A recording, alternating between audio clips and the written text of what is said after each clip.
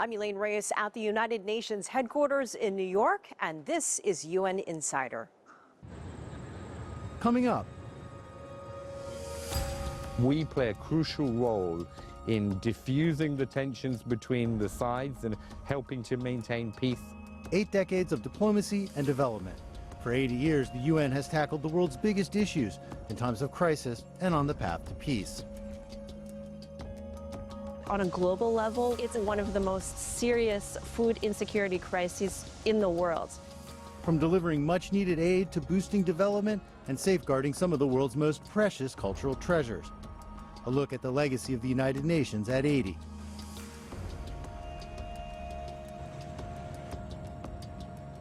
Next.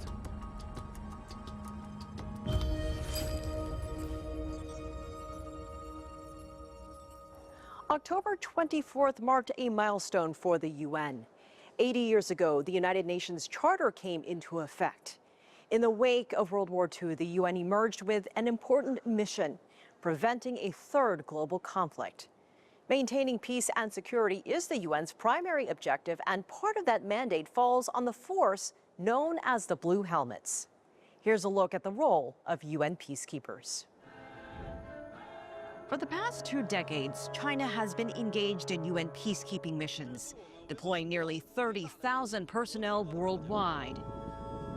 In 2015, Chinese peacekeepers arrived in South Sudan as the country entered its second year of civil war. 我们面临的情况是极端不可预测的，所以我们的人员必须时刻处在随时能战的紧张状态。我们的装备必须时刻保持完全可靠的战斗性能。参加联合国的维和行动，源于中国作为大国的责任和担当，因为我们有着传承千年的和文化，和平、和睦、和谐是我们不变的追求。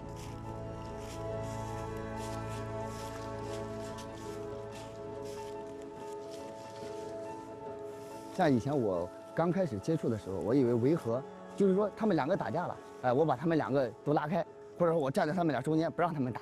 我以为是这样的，但是现在就是通过我们对这个维和的这个进一步的了解之后啊，才发现这个维和它这个过去之后啊，有一句话讲得非常好，就是无战斗之敌，无战胜之地。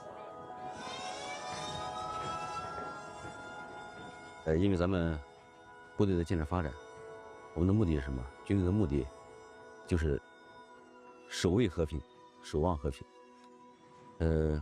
部队的能力哪里来呢？我想，他要靠任务来率领和锻炼。平常在国内呢，我们讲要能打仗打胜仗，设置了在训练过程当中从难从严训练，各种背景下的训练。但是毕竟呢，那是我们自己的一种训练模式，而借助维和行动，恰恰给我们摔打锻炼部队提供了一个非常好的平台。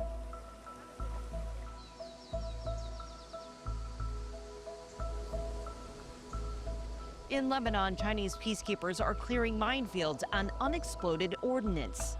For some, the demining mission is personal.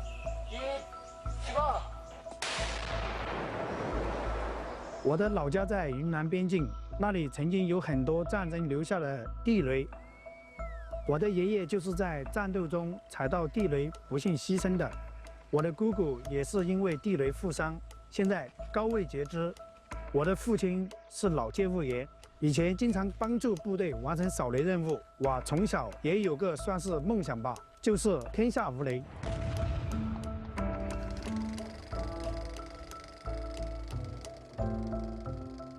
Last year marked the 60th anniversary of the UN peacekeeping forces' presence in Cyprus.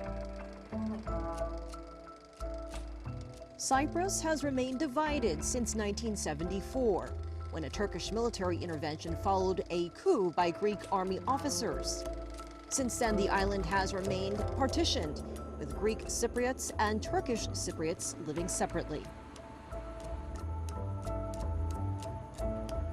Members of the peacekeeping force from the British Army's 71 Engineer Regiment patrol the buffer zone in the divided capital of Nicosia. When you first get here, it's really quite surreal. Obviously, it's not something that most people will ever really experience coming in and you just see the aftermath of conflict. And it's hopefully something that no one will really see. But once you kind of get a bit more used to it, you can start exploring and really enjoying the views and what you're doing out here.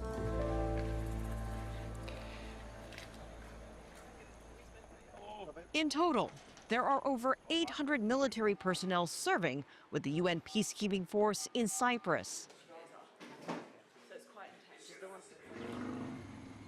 Their main role is to maintain a buffer zone between the Greek and Turkish Cypriot communities and to supervise the ceasefire.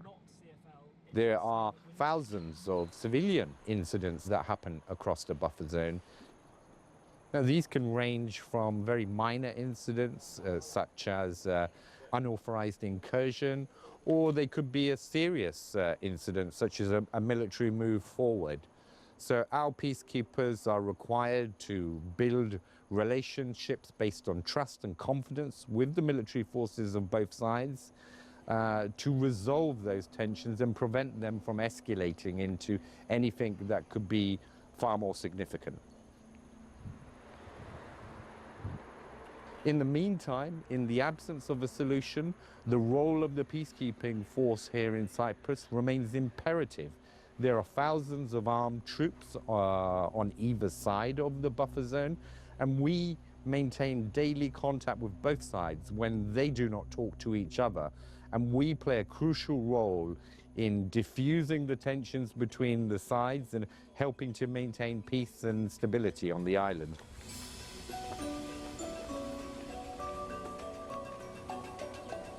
Since the first UN peacekeeping mission in 1948, more than 4,300 peacekeepers have died in service.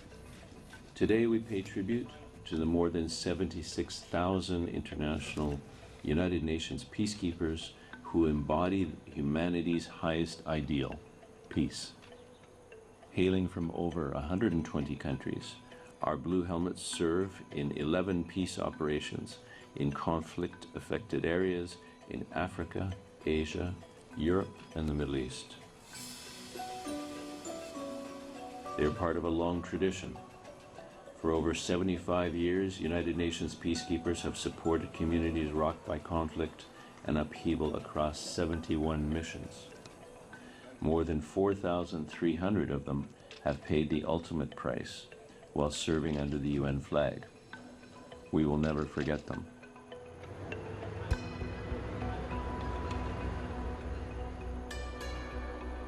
Today, our peacekeepers are protecting and in some cases really making the difference between life and death for hundreds of thousands of people, if not more. There are many success stories of peacekeeping, and today there are a number of countries that have returned to a good level of stability thanks to peacekeeping. Cambodia, the Ivory Coast, Liberia, Sierra Leone, El Salvador, Angola, and many of these countries have been helped by peacekeeping on their path towards stability.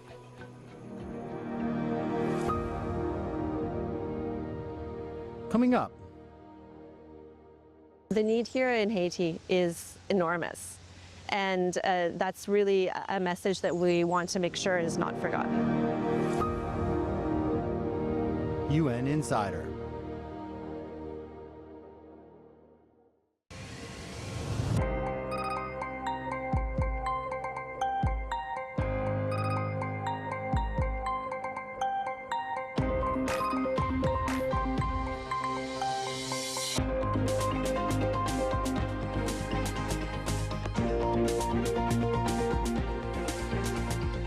All you need to know about China. China 24, only on CGTN.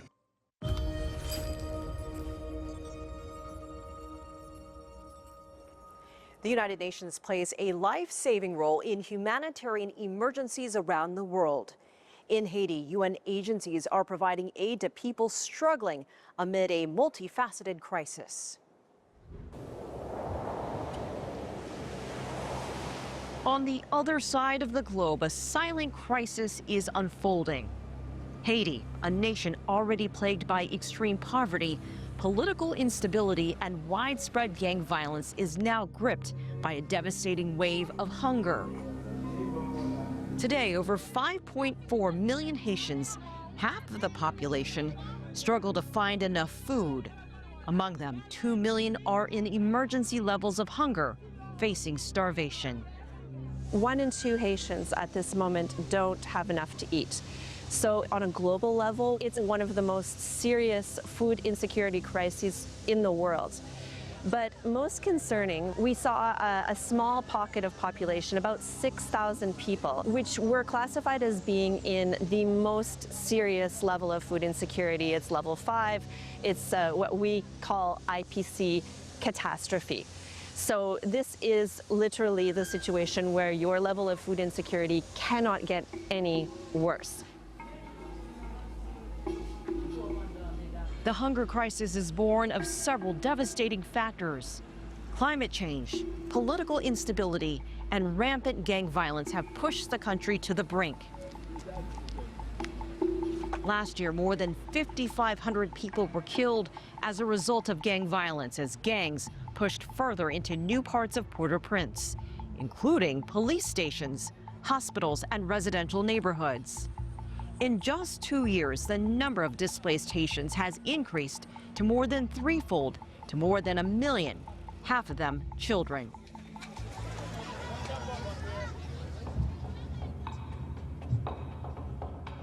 Organizations like UNICEF and the World Food Program, alongside numerous local and international nonprofits, have been the lifeline for countless Haitians.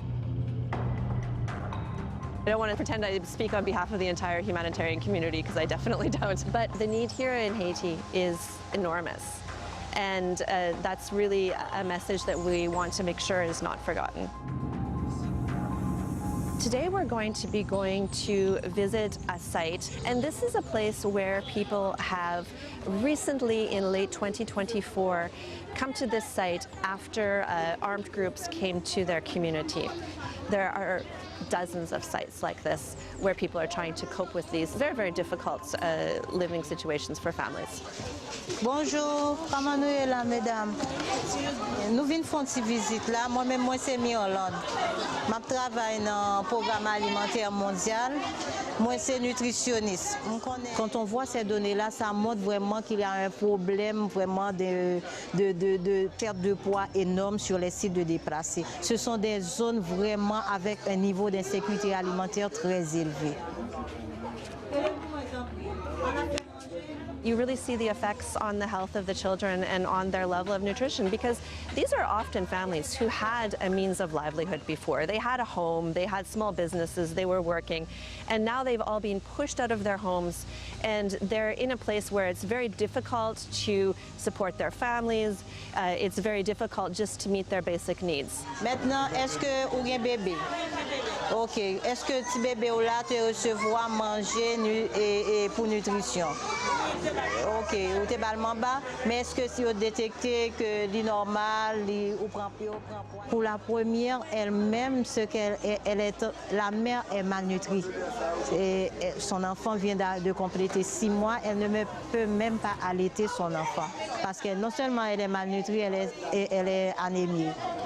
C'est vraiment la situation de la mère est difficile pour elle de soutenir l'enfant avec l'allaitement. Voilà, la vient courir, tout à fait brûlé, mais moi, je ne pas sauvé. Tout rad moins brûlé, tout bas moins brûlé. Je fais journée encore ça, je même pour faire bagan, je lage dans site là, je dans site là. Maman mourir, papa mourir. Je ne personne dans site là. Celle mesdames ça moi ça m'a même soutenir même zone avec eux. Et eux même qui supportent dans site là. Après ça me personne dans site là. Mais est-ce que vous même tout ou balil régulièrement, j'entends de balil? Oui, balil, il faut qu'on force le manger lui. Son médicament que lié pour permettre que si moun nan li pas vinn pi mal. Vous comprenez ça? Okay. When people are initially displaced, we come in and provide hot meals for the families, including hot meals specially prepared for children that are adapted to the nutritional needs of children. So that's for the first couple of weeks, but it's not a long-term solution. We then shift people over to cash assistance. And for the families with pregnant women, with breastfeeding women, and with small children, we provide an extra, what we call a top-up, to help them meet the nutritional needs of the pregnant and breastfeeding women and of the smallest children who are the most vulnerable.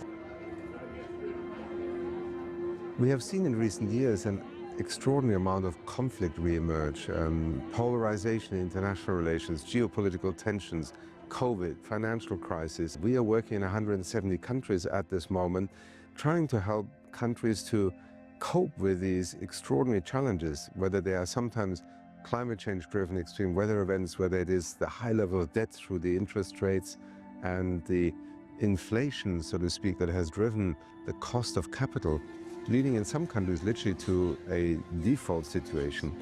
All this is taking us backwards in development terms, and our role as UNDP, but also the larger United Nations, is to help countries to quickly course correct, find ways in which together we can invest in a way forward, and also to leverage new opportunities.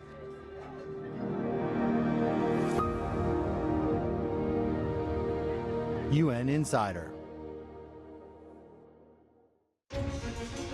Images may appear to be identical, but looks can be deceiving.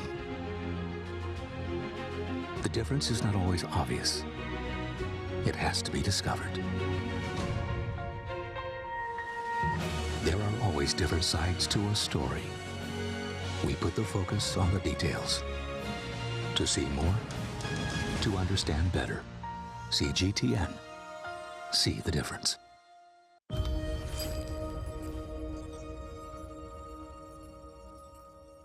The UN tries to bring solutions to some of the world's most pressing problems, but it also does important work to preserve culture around the globe.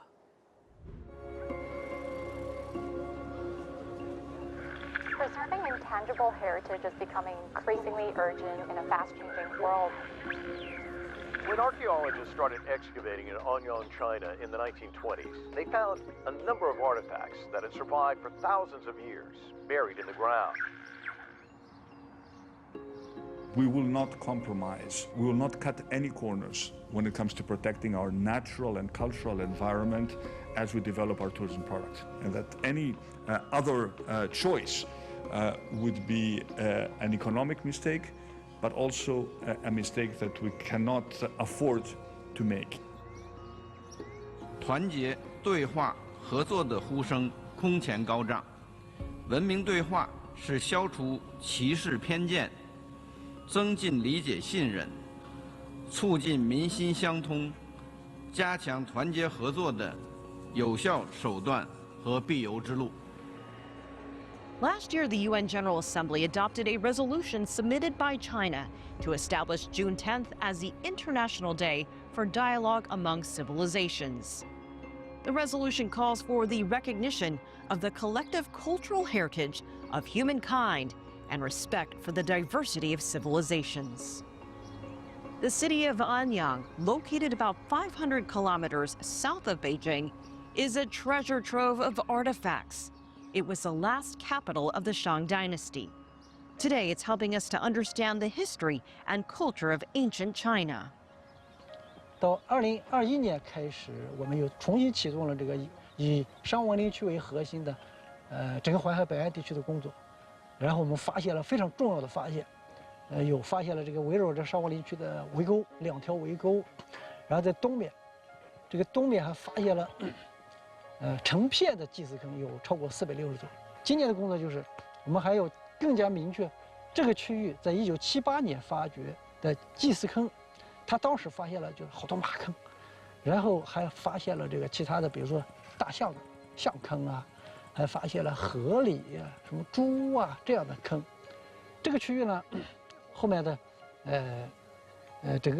整个发现就是我们觉得还不够充分。 因为这个区域这个东西还比较长，这个正好这2个围沟之间，间距是40米的范围之内。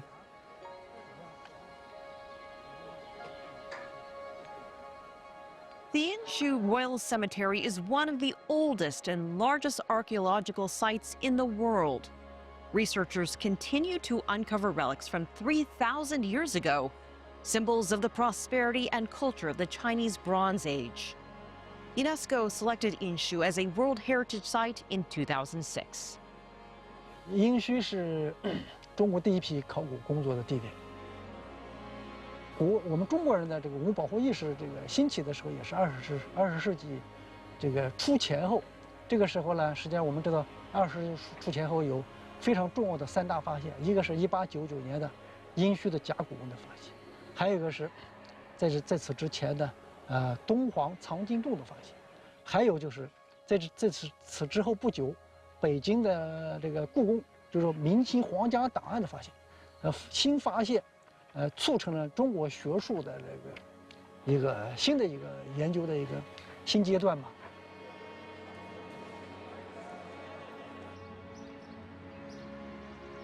The Yinshu Museum in Anyang opened last year, showcasing both early and more recent archaeological discoveries.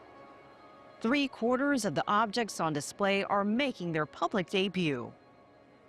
我从1997年考古专业大学毕业之后就来到殷墟工作，现在基本上是27个年头了，在这基本上都是做的考古工作，就现在我们还在宫殿区搞考古勘探，我还负责那一块儿，这是前几年一直在工地这个搞考古发掘，这个新博物馆，我在这考古发掘了四年，去年才把这个考古发掘这个新馆的考古发掘才把它结束。是磬，这个磬是在商代，这是一种乐器。这个磬是在商代是它那个庙堂里边用的，宫殿里边或者宗庙里边就是用的这个器物。这个一般这个器物是我们在考古发掘出来是在级别非常高这个大墓里边出的。王陵啦，或者是高级贵族才出这个磬，其他的一般这个低等贵族不会出这个磬，所以这个磬，它这种乐器的埋葬这个级别，墓葬里边埋的级别非常高。那新馆是我们今年是2月26号开馆的，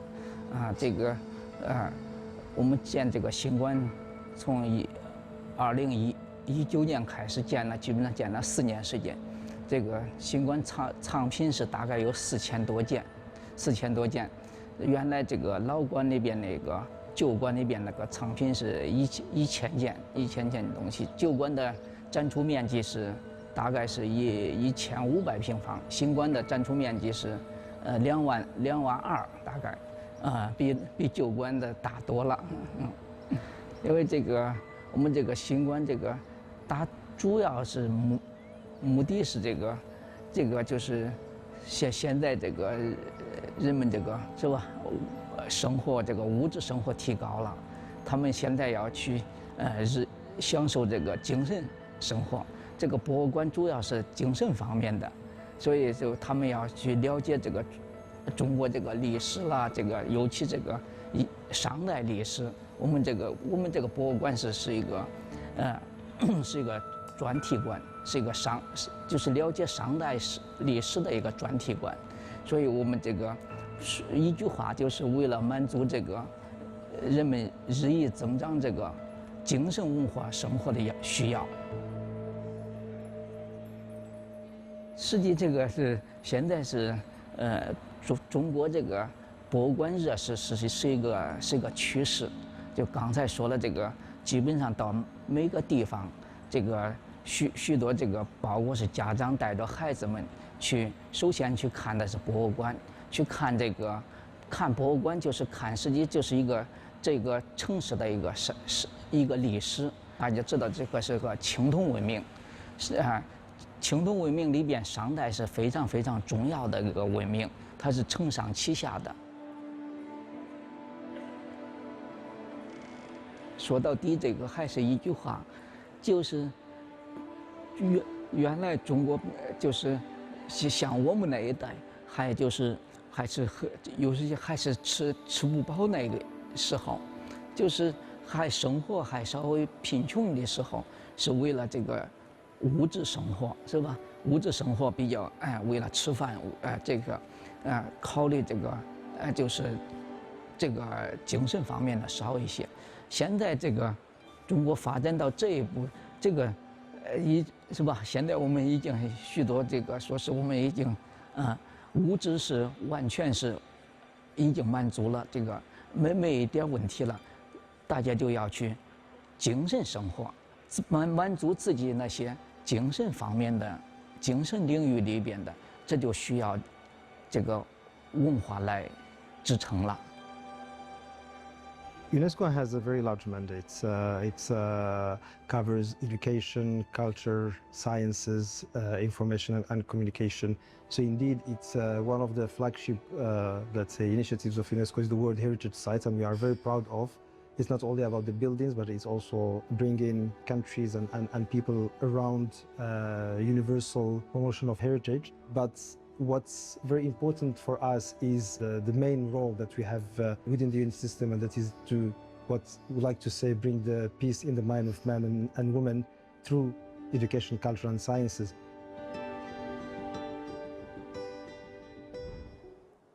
I'm Elaine Reyes at UN headquarters in New York. Thanks for being a UN Insider.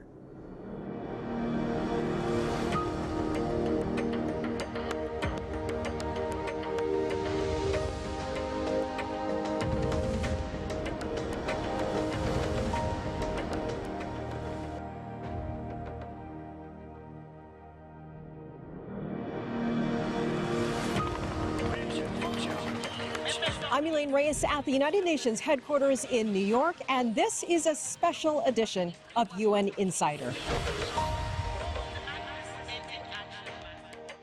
UN Insider serves as an important window for the global audience to better understand multilateral diplomacy. It's very important for the media to cover the United Nations, to seek to understand and tell the story in ways that the average person in the street can understand. I think it's very important that the media should contribute to conveying important messages about the reality of today's challenges.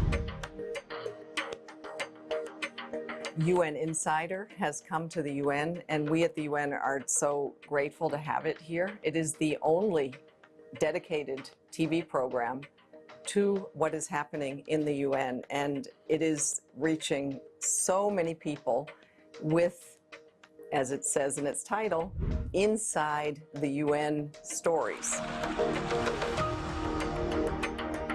Media plays an important role in providing